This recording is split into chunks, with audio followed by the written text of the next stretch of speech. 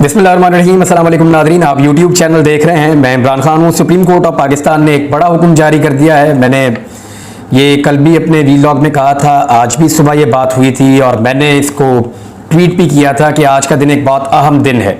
देखना यह है कि ये मुल्क कानून के मुताबिक चलेगा, आइन के मुताबिक चलेगा, या ताकतवर लोगों की जिद और अना के सामने घुटने टेक दिए जाएंगे। होगा क्या? एक्चुअली ये बड़ा इंपॉर्टेंट केस था। पंजाब के अंदर इलेक्शन करवाना चाह रही है सुप्रीम कोर्ट ऑफ पाकिस्तान, और वो इसलिए कि आईने पाकिस्तान कहता है कि असेंबली तहलील होने के बाद 90 रोज के अंदर इंतखाबात हो जाएंगे, और उससे सब भाग रहे हैं। अब दो असेंबलियां हैं, एक खैबर पख्तूनख्वा है और एक पंजाब है।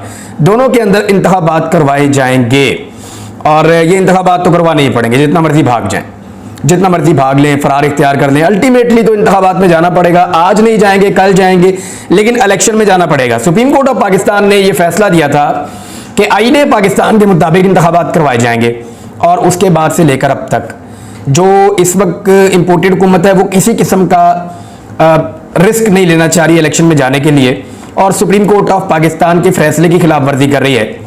इस पर उसूलन लगती तो तौहीन अदालत है। यानी मैं आपको क्लियरली कह देता हूं कि अगर एस्टेब्लिशमेंट न्यूट्रल होती तो अब तक तौहीन अदालत शायद लग गई होती, मुझे ऐसा लगता है। लेकिन एस्टेब्लिशमेंट के न्यूट्रल ना होने की वजह से बड़े फूंक फूंक के कदम चलने पड़ते हैं बाकी इदारों को भी। बहरहाल मैं आपके सामने रख देता हूं खबर। पंजाब इंतखाबात के लिए फंड्स के इजरा के केस में सुप्रीम कोर्ट ने स्टेट बैंक को, वजारत खजाना को 21 अरब रुपए जारी करने का हुक्म दे दिया है। अच्छा, डायरेक्टली इलेक्शन कमीशन को स्टेट बैंक ऑफ पाकिस्तान ये पैसा नहीं देगा। स्टेट बैंक ऑफ पाकिस्तान ये पैसा वजारत खजाना को देगा। वजारत खजाना ये पैसा जो है वो देगी इलेक्शन कमीशन ऑफ पाकिस्तान को। वजारत खजाना भेजी गई रकम इलेक्शन कमीशन को फराहम करेगा, जबकि इलेक्शन कमीशन पीर को सुप्रीम कोर्ट में रकम से मुतालिक रिपोर्ट पेश करेगा। वजारत खजाना हुकाम ने इन चैम्बर समात में मौक़िफ़ दिया कि हमारे ऊपर कर्जा जात हैं, यानी हमारे ऊपर कर्जे चढ़े हुए हैं। स्टेट बैंक हुकाम ने ब्रीफिंग दी कि 21 अरब रुपए की रकम खजाने में मौजूद है, जो हुकूमत की मंजूरी से ही जारी कर सकते हैं। यानी स्टेट बैंक ने आगे तो साफ हाथ खड़े करके कह दिया कि जनाब हमारे पास पैसे मौजूद हैं, अगर हुकूमत कहती है तो हम जारी कर देते हैं। सुप्रीम कोर्ट के चीफ जस्टिस उमर अता बंदयाल साहब की सरबराही में इन चैम्बर समात हुई। अटॉर्नी जनरल ने हुकूमती मौक़िफ़ पेश किया, जिस पर उन्हें सख्त सवालात का सामना करना पड़ा। जजेस ने फंड जारी ना करने पर इजहार बरमी करते हुए वाज़े किया कि अदालती हुक्म पर अमल करना पड़ेगा। समाज से कबल अटॉर्नी जनरल की वजारत खजाना के हुकाम से मुलाकात हुई, जबकि वजीर आजम ने भी अटॉर्नी जनरल को मुशावरत के लिए तलब किया था। वजारत खजाना से भी मिले हैं, वजीर आजम से भी मिले हैं, लेकिन उसके बावजूद सुप्रीम कोर्ट ऑफ पाकिस्तान में इनके मौक़िफ़ को सपोर्ट नहीं मिल सकी, या इनका मौक़िफ़ जो है उसको तस्लीम नहीं किया गया। स्पेशल सेक्रेटरी खजाना अवैस मंजूर समरा, एडिशनल सेक्रेटरी खजाना अमर महमूद और एडिशनल सेक्रेटरी खजाना तनवीर भट्ट ये इस समात के अंदर मौजूद थे। कायम मकाम governor state bank Seema Kamil, deputy governor state bank Anayat Hussain Chaudhry, director state bank Qadir Bakhsh और protocol officer state bank Mohsin Afzal भी समात में मौजूद थे। सेक्रेटरी इलेक्शन कमीशन और उनका दीगर अमला भी इस समात के अंदर मौजूद था। वाज़ेह रहे कि अदालत उज़्मा ने गवर्नर स्टेट बैंक, वजारत खजाना और इलेक्शन कमीशन हुकाम को ज़ाती हैसियत में तलब कर रखा था। सुप्रीम कोर्ट ने 12 अप्रैल को इलेक्शन कमीशन की जानिब से फंड्स की अदम फराहमी की रिपोर्ट पर नोटिस जारी किया था। अब ये नोटिस चले गए थे, आज 14 तारीख थी, जुमे का रोज था, तो सुप्रीम कोर्ट ने डायरेक्टली कह दिया है कि अब आप पैसे दें। अब रास्ता है क्या है इसके अलावा? यानी वो ये कह रही है हुकूमत के हम पैसे नहीं देते, ये पार्लियामेंट का इस्तेहकाक है, हम पैसे देने नहीं चाहते इलेक्शन करवाने के लिए। तो फर्ज करें कि अगर यही बहाना बनाया जाता और कहा जाता कि हम पैसे देते ही नहीं इलेक्शन के लिए, तो फिर तो इलेक्शन होगा ही नहीं और 90 दिन गुजर जाएंगे। और अगर यही बहाना दोबारा बनाया जाता है, जैसा कि पहले माजी में भी बनाए जाते रहे बहाने, तो फिर तो 8 अक्टूबर को भी इलेक्शन नहीं होंगे, बल्कि ये चाहेंगे तो इस साल भी इलेक्शन नहीं होंगे, अगले साल भी नहीं होंगे। इस तरह तो एक डिक्टेटरशिप पाकिस्तान के अंदर मुसल्लत हो जाएगी। अच्छा, अब इसमें अटॉर्नी जनरल का मौक़िफ़ क्या था? बाहर मीडिया के साथ उन्होंने बातचीत की है, जरा उसको भी आप समझ लें वो क्या कह रहे हैं। उन्होंने कहा कि पंजाब में आम इंतखाबात के लिए फंड्स की अदम फराहमी से मुताल्लिक केस पर वज़ीर आज़म ने अटॉर्नी जनरल को मुशावरत के लिए बुलाया था, और वज़ीर आज़म ऑफिस से रवाना हुए और दोबारा सुप्रीम कोर्ट पहुंचे। इन्होंने मीडिया को यह बताया कि पार्लियामेंट ने फंड देने से मना कर दिया है, तो कैसे जारी कर सकते हैं। अब पार्लियामेंट जो है, क्या ये उसका इस्तेहकाक है? फवाद चौधरी साहब ये कहते हैं कि ये डायरेक्टली हुकूमत ने जारी करने होते हैं, इसका पार्लियामेंट के साथ कोई किरदार नहीं होता इन फंड्स का। ये वज़ीर आज़म और कैबिनेट बैठ के फैसला करते हैं और पैसे जारी कर देते हैं, और बाकायदा ये पैसे जारी करने होते हैं क्योंकि ये बजट के अंदर रखे हुए होते हैं, क्योंकि ये इलेक्शन ईयर है, इसके अंदर इलेक्शन होने हैं, तो पैसे तो आपको जमा करवाने पड़ेंगे। वैसे कुछ पैसों का बंदोबस्त हो गया है, मैं आपको बता देता हूँ। जो चाइना से हमने पैसे मांगे थे और में कुछ पैसे 1 अरब 30 करोड़ डॉलर्स गालिबन चाइना ने वादा किया था, उसकी आखिरी किस्त जो, और उसी की वजह से थोड़े से पैसे हमारे ज़र मुबादला के ज़खायर में बढ़ गए थे। ज़र मुबादला के ज़खायर में पाकिस्तान में जो थोड़े से पैसे बढ़े थे, वो इसलिए नहीं बढ़े कि पाकिस्तान ने पैसे कमा लिए हैं या पाकिस्तान ने कोई कमाई की है, वो पैसे इसलिए बढ़े थे कि हमने कुछ पैसे ले लिए थे चाइना से भी और इधर उधर से। अच्छा, उसमें 30 करोड़ रुपए की जो आखिरी किस्त है वो मसूल हो गई, यानी पैसे हमारे पास आ गए। उसके अलावा जो यूनाइटेड अरब एमिरेट्स यूएई की हुकूमत ने भी ये कंफर्म कर दिया है कि 1 अरब डॉलर वो पाकिस्तान को दे रहे हैं, तो उनकी कंफर्मेशन के बाद भी कुछ पैसे आ गए हैं। लिहाजा इलेक्शन के लिए पैसे जारी करना अब कोई मसला होना नहीं चाहिए। इलेक्शन सूट नहीं करता, इसलिए उसको एक प्रॉब्लम बनाया हुआ है। अदालत में आकर कहते हैं फंड नहीं है, बाहर जाके कहते हैं हम एक साथ इलेक्शन करवाना चाहते हैं, तो ये एक सियासी ख्वाहिश की तकमील है, इसका आइन से कोई ताल्लुक नहीं है, और आइन शिकनी के मुर्तकब हो रहे हैं ये सारे लोग। इसके फौरी बाद कौमी असम्बली का एक हंगामी इजलास तलब किया गया है।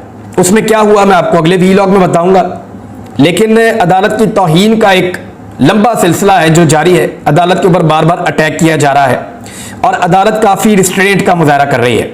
अदालत इस बात को जानती है कि जो लोग इलेक्शन से भागना चाहते हैं वही बदतमीजी कर रहे हैं, और मेरे ख्याल में उनकी सबसे बड़ी सज़ा यही है कि उनको इलेक्शन में ले जाया जाए और पाकिस्तान के अवाम फैसला करें या उनको सज़ा दें कि आप लोग क्या कर रहे थे। बहरहाल अदालत कानून के मुताबिक और आइन के मुताबिक इन सब लोगों के ऊपर कानूनी कार्रवाई कर सकती है। एक चीज और हुई है, एक जाली खबर अदालत के बारे में मार्केट में फ्लोट की गई, और वो ये कहा गया कि शायद जजेस के दरमियान किसी पार्क के अंदर हाथापाई होने वाली थी। 2 जज साहिबान एक तरफ से जा रहे थे, कुछ 3 मुबैना तौर पे कहा जा रहा कि एक तरफ से जा रहे थे, और वो रुक गए, उनकी तल्ख कलामी, हाथापाई तक मामला पड़ गया, और ये वो इस तरह की कहानियां जो हैं वो सोशल मीडिया के ऊपर काफ़ी ज़्यादा आई। मैंने अपने तौर पे इस खबर के बारे में जानने की कोशिश की, तो मुझे 2-3 जो सीनियर जर्नलिस्ट हैं इस्लामाबाद में, उन्होंने कहा जी ऐसा नहीं है, और इस तरह की कोई खबर हमारे पास तो मौजूद नहीं है। लेकिन उसके बाद सुप्रीम कोर्ट ऑफ पाकिस्तान की जानिब से बड़ी सख्त अल्फाज में इसकी तरदीद आई है। उन्होंने इसको गलत खबर करार दिया है, झूठी खबर करार दिया है, और साथ ही साथ उन्होंने इसको, यानी एक तौहीन-आमेज़ चीज़ है। अब इसके ऊपर supreme court of Pakistan action भी ले सकती है। PMLN के मीडिया अकाउंट्स ने और PMLN के जो करीबी साथी हैं लोग और जो PMLN के अंदर हैं, उन्होंने भी इस खबर को बहुत ज़्यादा फैलाया और जानबूझकर इसके ऊपर शोर मचाया कि कहीं जजेस की हाथापाई हो गई है। मेरे ख्याल में ये एक लिमिट है जिसको क्रॉस किया जा रहा है बार बार, और supreme court of Pakistan restraint का मुजाहरा कर रही है। लेकिन उन्होंने एक अच्छी चीज़ ये है कि इसकी तरदीद कर दी और ये बताया कि ऐसा कोई वाकया पेश नहीं आया। स्पेसिफिकली इस वाकये का हवाला देते हुए, इसका जिक्र करते हुए सुप्रीम कोर्ट ऑफ पाकिस्तान ने इस मामले को बहुत क्लियर किया है। जजेस के ऊपर अटैक का सिलसिला जारी है। पहले एक जज के ऊपर अटैक किया जा रहा था, फिर 3 हो गए, फिर 4 हो गए, अब 8 हो गए हैं। मुझे ऐसा लगता है कि अगर इलेक्शन का सुप्रीम कोर्ट कहती रही तो पूरी की पूरी सुप्रीम कोर्ट के ऊपर ही हमला कर देंगे PDM की जमातें और उनके हवारी। सुप्रीम कोर्ट के चीफ जस्टिस उमर अता बंदयाल समेत सुप्रीम कोर्ट के 8 जजेस के खिलाफ सुप्रीम कोर्ट में रेफरेंस दायर कर दिया गया है। रेफरेंस किसने दायर किया? उस शख्स के वकील ने दायर किया जिस शख्स ने इमरान खान साहब के ऊपर गोलियां चलाई थी। यानी वो शख्स जिसने वजीराबाद में इमरान खान साहब के ऊपर गोलियां चलाई थी, उनके जो वकील हैं उन्होंने सुप्रीम कोर्ट ऑफ पाकिस्तान के 8 जजेस के खिलाफ दायर कर दिया रेफरेंस। अब आप समझ जाइए कि कहां से डोरियां हिल रही हैं और कौन डोरियां हिला रहा है। अच्छा, इसमें जो रेफरेंस दायर किया गया है, इसमें आइन के आर्टिकल 209 और जजेस के कोड ऑफ कंडक्ट की दफा 3, 6 और 9 को बुनियाद बनाते हुए मौक़िफ़ इख्तियार किया गया है कि चीफ जस्टिस उमर अता बंदयाल ने पार्लियामेंट के मंजूर करदा बिल को समाअत के लिए मुकर्रर करके इख्तियारात से तजावज़ किया है। चीफ जस्टिस ने बिल की समाअत के लिए अपनी सरबराही में गैर आइनी तौर पर 8 रुकनी बेंच तश्कील दिया। अच्छा, ये सारी चीज़ें जो हैं वो और बहुत सारी जोड़ते हुए कोड ऑफ कंडक्ट की खिलाफ वर्जी हो गई है और इन जजेस के खिलाफ कार्रवाई की जाए। इनमें से 4 जजेस ऐसे हैं जो मुस्तकबिल के मुमकिना चीफ जस्टिस हैं, जिनमें जस्टिस एजाजुल एहसन हैं, उनको भी चीफ जस्टिस बनना है, जस्टिस मुनीब अख्तर हैं, वो भी चीफ जस्टिस बनेंगे, जस्टिस आयशा मलिक साहिबा हैं, वो भी चीफ जस्टिस बनेंगी, और जस्टिस शाहिद वहीद हैं, वो भी चीफ जस्टिस ऑफ पाकिस्तान बनेंगे। अब मज़ाहिर अली नकवी साहब के खिलाफ भी जो है वो यहाँ पे बयान दिया गया और बाकी जजेस को सबको इसमें मुलविस किया गया है और जजेस के खिलाफ रेफरेंस दायर किया गया है उसी वकील की जानिब से जो वकील इमरान खान साहब पर गोलियां चलाने वाले शख्स का वकील है। तो ये मैं आपको पहले भी कह चुका हूं कि कौन कहां से चाबी भरता है और कौन कहां से डोरियां हिलाता है, इसको आपको आइडिया हो जाना चाहिए। और अभी आने वाले दिनों में कुछ तंजीमों की और कुछ मजहबी जत्थों की चाबियां भी घुमाई जाएंगी, जिनमें से एक तहरीक लब्बैक है और तहरीक लब्बैक का जो चाबी वाला खिलौना है उसको तैयार किया जाएगा और वो दोबारा से मार्केट में लॉन्च होंगे। मैं तहरीक लब्बैक के बारे में सिर्फ एक बात कहना चाहता हूं कि जिस वक्त इमरान खान ने फ्रांसीसी सदर की जसारत के ऊपर मजम्मत की थी और ये कहा था कि उन्होंने ये तौहीन करके मुसलमानों की दिलादारी की है, और इमरान खान साहब ने फेसबुक को भी खतूत लिखे थे, फ्रांस को भी खतूत लिखे थे और बाज रहने का कहा था, तो उस वक्त ये जत्थे जो हैं ये सड़कों के ऊपर थे, वहाँ लड़ाई चल रही थी, खून खराबा हो रहा था और ये कह रहे थे नहीं हम नहीं मानते। और उसके बाद शहबाज शरीफ साहब की हुकूमत आ गई तो शहबाज शरीफ साहब ने उसी शख्स मैक्रोन से जाकर जफ्फी डाली और बहुत राजो न्याज किया उनके साथ, बड़ी ज़बरदस्त तस्वीरें आई, बड़ा प्यार मोहब्बत उनके साथ पींगे बढ़ाई, तो उसके ऊपर ये जत्थे कंबल ओढ़ के सो गए। तो ये अब सोचने वाली बात ये है कि क्या ये इश्क के लिए निकलते हैं या इनको चाबी भरी जाती है, ये उसके लिए निकलते हैं। बहरहाल अभी इनको किसी ने इशारा किया हुआ है और ये एक नए मिशन पे हैं, मैं आने वाले वक्त में आपको बताऊंगा। बहरहाल फिलहाल चलने दें, ये जो कर रहे हैं इनको वैसे ही करने देते हैं। आर्मी चीफ आए हैं जी पार्लियामेंट में ब्रीफिंग देने के लिए, उन्होंने ब्रीफिंग दी है, उनके एक जुमले को लेकर बहुत सारे लोगों ने एक बहुत बड़ा मुद्दा खड़ा कर दिया है, जरा उस जुमले को देख लेते हैं। आर्मी चीफ का जो जुमला है, जो रिपोर्ट हुआ है, वो ये कह रहा है कि आइन के तहत इख्तियार पार्लियामेंट और मुंतखब नुमाइंदों के जरिए इस्तेमाल होगा। अब इसको एक खास तनाजुर में देखने की कोशिश की जा रही है या लोगों को दिखाने की कोशिश की जा रही है कि एक्चुअली आर्मी चीफ ये कह रहे हैं कि जो पार्लियामेंट कर रही है वो ठीक है, और इसकी अगली जो है वो तशरीह ऐसे करने की कोशिश की जा रही है कि जैसे आर्मी चीफ ये कह रहे हो कि नहीं जो अदालत कह रही है वो नहीं, जो पार्लियामेंट कह रही है वो बात ठीक है। तो मैं दो तीन चीजें क्लियर कर देता हूं। एक तो आर्मी चीफ ने ये कहा नहीं कि अदालत ने जो किया वो गलत किया, बहुत सारे लोग उसको ऐसे पोर्ट्रे करने की कोशिश कर रहे हैं। एक चीज और है कि क्या आईने पाकिस्तान की तशरीह कोई और कर सकता है? नहीं कर सकता। सुप्रीम कोर्ट ऑफ पाकिस्तान के पास ये इख्तियार मौजूद है कि वो आइन की तशरीह करते हैं, ये उनके दायरा इख्तियार के अंदर आता है। नंबर 2, आइन जो है वो 90 दिन के अंदर इंतखाबात करवाने का भी कहता है। तो अगर आइन पाकिस्तान के लिए एक मुकद्दस चीज है तो फिर 90 रोज के अंदर इंतखाबात तो करवाने होंगे, और आइन की तशरीह जो है वो सुप्रीम कोर्ट ऑफ पाकिस्तान करेगा, कोई और तो आइन की तशरीह कर नहीं सकता। लिहाजा आर्मी चीफ के इस जुमले का सियासी फायदा उठाने की लोग कोशिश कर रहे हैं। बहरहाल करते रहे, और ये पहले भी बहुत सारे इस तरह के लोग हैं जो पैबस्ता रहे शजर से उम्मीदें बहार रख, बहरहाल मर्जी है इनकी।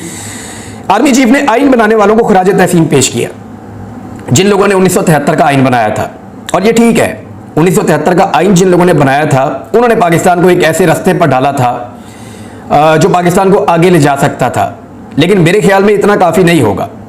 उन लोगों की मजम्मत भी करनी चाहिए जिन लोगों ने आइन शिकनी की है और आइन को तोड़ा है, जैसा कि इसी फौज के अंदर से जनरल ज़ियाउल हक ने आइन को तोड़ा और आइन की खिलाफ वर्जी की, उनकी मजम्मत भी होनी चाहिए। और जैसे जैसे आप ये कहते हैं कि आइन बनाने वालों का बहुत शुक्रिया, तो आइन तोड़ने वालों की मजम्मत भी होनी चाहिए। जनरल रिटायर परवेज मुशर्रफ ने, अब वो मरहूम है, उन्होंने भी आइन की खिलाफ वर्जी की और आइन को तोड़ा, उनकी भी मजम्मत होनी चाहिए। और इस वक्त भी आइन शिकनी की जा रही है, आइन के साथ खिलवाड़ किया जा रहा है, ये सिलसिला बंद होना चाहिए और आइन को सबके लिए मुकद्दम होना चाहिए और सबको आइन के मुताबिक रहते हुए अपना अपना किरदार अदा करना चाहिए। एक और बड़ी इंटरेस्टिंग चीज है नाज़रीन, माजी में पाकिस्तान की एस्टेब्लिशमेंट जिस शख्स को सबसे बड़ा गद्दार करार देती थी वो हुसैन हक्कानी। हुसैन हक्कानी भी हैरत अंगेज तौर पे इस वक्त इलेक्शन के भी खिलाफ हैं और सुप्रीम कोर्ट ऑफ पाकिस्तान के भी खिलाफ हैं।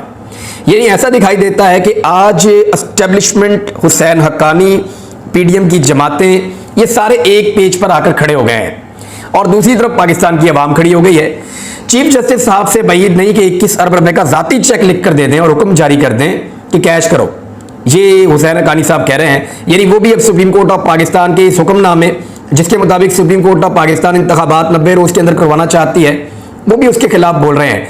वैसे सवाल तो ये बनता है कि जनरल बाजवा किस चक्कर में हुसैन हक्कानी साहब से मुलाकातें करते रहे थे, अभी तक इसका जवाब जनरल बाजवा ने दिया नहीं। वो नॉर्मली जवाब दे देते हैं ऐसी चीजों का, तो देखते हैं कि उनकी जानिब से क्या जवाब आता है इस बयान के बाद। दूसरी जानिब निगरान हुकूमत जो पंजाब की है उसके बारे में फवाद चौधरी साहब ने एक दावा किया है। उनका यह कहना है कि पंजाब के निगरान वजीर आला को 22 अप्रैल को 90 दिन पूरे हो जाएंगे। 23 अप्रैल को वो कोई चेक साइन नहीं कर सकते, ना एग्जीक्यूटिव ऑर्डर पास कर सकते हैं। फवाद चौधरी साहब ने दावा किया है और उन्होंने कहा जो इलेक्शन कमीशन को हम एक ड्राफ्ट कर रहे हैं, एक रेफरेंस, वो हम इलेक्शन कमीशन ऑफ पाकिस्तान को भेजेंगे। इलेक्शन कमीशन से कहेंगे कि निगरान हुकूमत के लिए सुप्रीम कोर्ट से तौसील है या फिर नया वजीर आला और नई काबीना बनाएं। फवाद चौधरी ने कहा कि इमरान खान की मकबूलियत का अरूज पार्लियामेंट से इस्तीफे और असम्बलियां तोड़ने पर है, इलेक्शन 90 दिनों से आगे नहीं जा सकते। उन्होंने मजीद कहा कि जब बेनजीर भुट्टो शहीद हुई थी तो पॉलिटिकल पार्टीज ने आपस में मिलकर इलेक्शन को मुलतवी किया था और बामी इत्तफाक राय से किया था। उस वक्त सुप्रीम कोर्ट में या अदालत में कोई नहीं गया था, और अगर अदालत में जाते तो सुप्रीम कोर्ट तब भी कहती है कि 90 रोज के अंदर, उस वक्त तो क्योंकि टर्म पूरी हो गई थी, तो 60 दिन के अंदर इलेक्शन करवाए जाए। अब तक के लिए इतना ही, अपना ख्याल रखिएगा, अपने चैनल का भी अल्लाह हाफ़िज़।